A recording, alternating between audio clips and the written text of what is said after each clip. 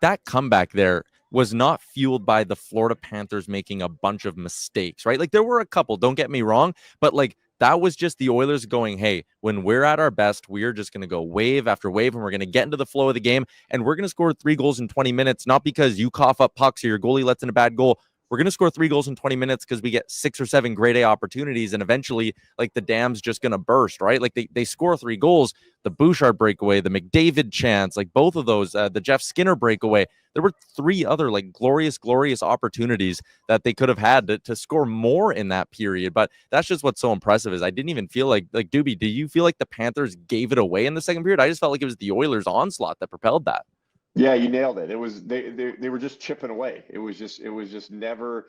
They just kept coming and they kept coming and it was finally that wave of every line, like you said. But I agree with you.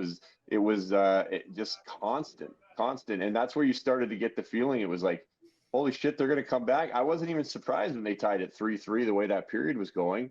But it wasn't mayhem. It wasn't turnovers. It wasn't, like you said, a bad goal. There was nothing like that. It was just constant pressure, constant waves by Edmonton. And we know when they get those chances, they've got guys that can finish, even if they are guys that you don't necessarily expect Darnell Nurse to come in and make a perfect shot from a bad angle, or Pods. Pods is going to be grinding. But what a game he had too. Let's not forget about him with the game tying goal, and also the play that he made to get the puck over to Draisaitl. I realize he's trying to play it to Perry in overtime. But you know how easy that would have been in that situation for him to take that outlet pass and just chip it in deep and go back and ice back and forth, and wait for somebody to make a mistake.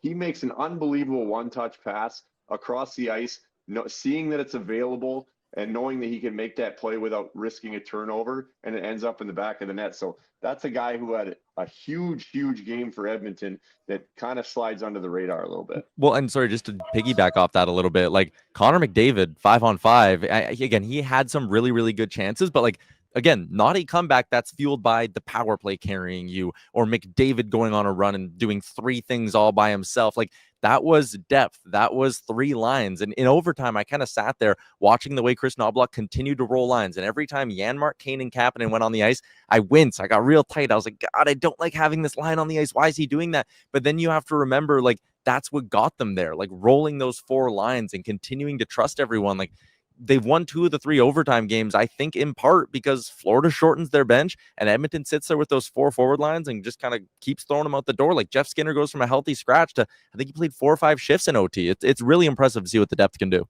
Going ahead here, we're looking best of 3 series, dragging the boys back to Berta. We talked about, hey, this series is different. The Oilers are going to have home ice advantage. First time in the NHL playoffs. I talked about a lot that I thought home ice advantage would be bigger for the Oilers in the fact that they could start the series on home ice, get their best foot forward. They did win game 1, but it didn't kind of work out that way. Here we are, best of 3, going back to Berta.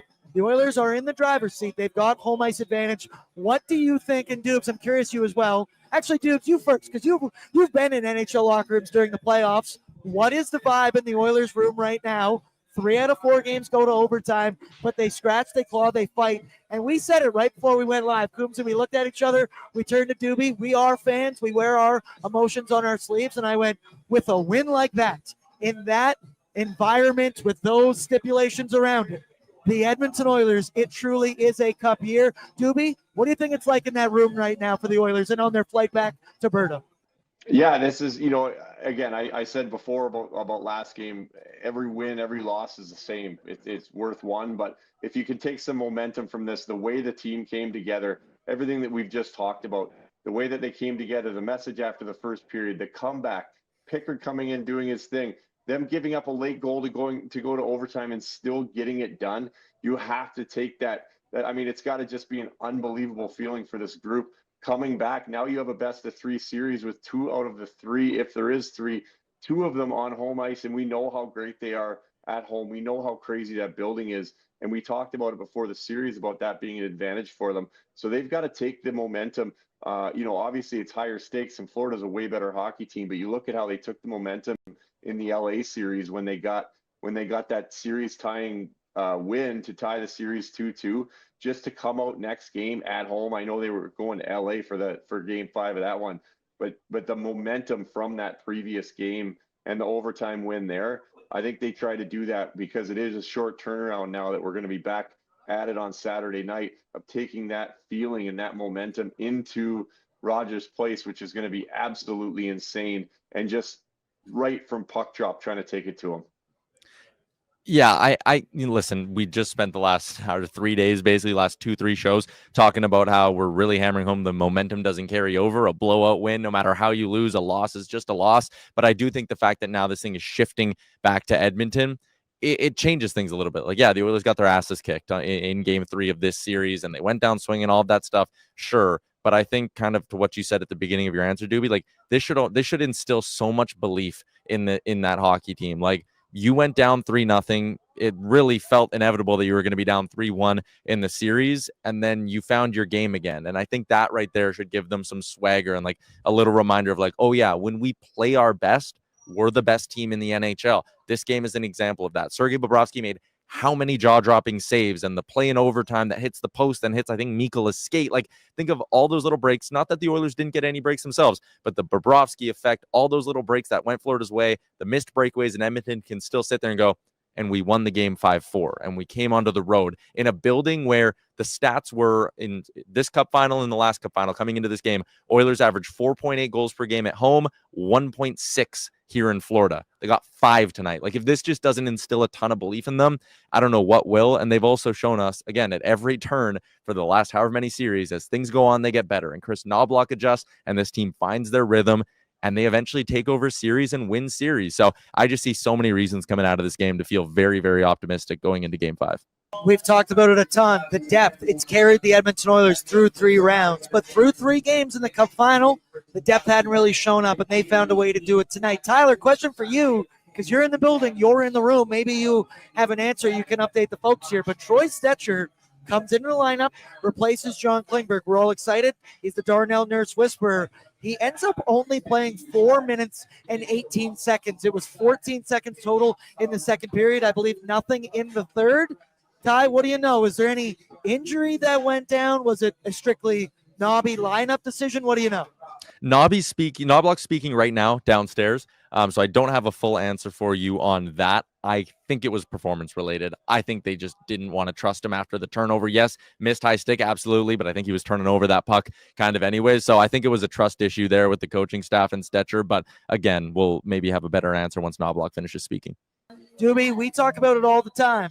Special teams, special players, special plays, whatever. The Edmonton Oilers, we talked about it a lot. I don't think really at this point that their PK is ever going to totally improve. We just need to limit, get our clears, and try not to take a ton of penalties. The Edmonton Oilers really, really struggled to do that in the first period yet again. And there's one man, I know he was a former teammate of yours, but Evander Kane is kind of just being a liability right now for the Edmonton Oilers. He continues to take minor penalty after minor penalty in some of the worst situations you could ask for, very far away, 200 feet away from his net. Game 2, he had some, or no, it was game 3. He had some 200 feet away from his net. He has now taken a stick infraction in 3 straight hockey games. We also saw at one point Knobloch bench him in that first period. He then demoted him to the 4th line at points. I love Evander Kane. I love the edge that he plays with. We talked about it after game 3. They got sucked into Florida's game, and they were off theirs. What do you think about Evander Kane here through 4 games of this series? Seems to be a little bit of a theme. Keep your stick down. What did you think of Kane tonight? Yeah, he needs to get it in check. It's been too much. It's every game, and I know. Listen, this is a guy that the referees, they're not going to be on his side ever. Kaner's always talking, and he's always complaining, and he's always arguing the calls. But a lot of these are similar penalties. He's not controlling his stick. There's a lot of high sticking penalties that those are the ones that the referees are going to call every single time, and they're looking for it. And trust me, there's no sympathy for Evander Kane when it comes to the referees. They're not going to look and give him a break or give him the benefit of the doubt. They're going to call him every time they can. So he needs to get it in check, and I think he did after that. I think the message was sent. But he's certainly, he's been really good for them, but he was becoming a liability. You can't be taking trips when your PK is struggling, and it has been struggling and continues to struggle. You can't be consistently taking trips to the penalty box on high sticks and stick infractions over and over and over again and costing your team.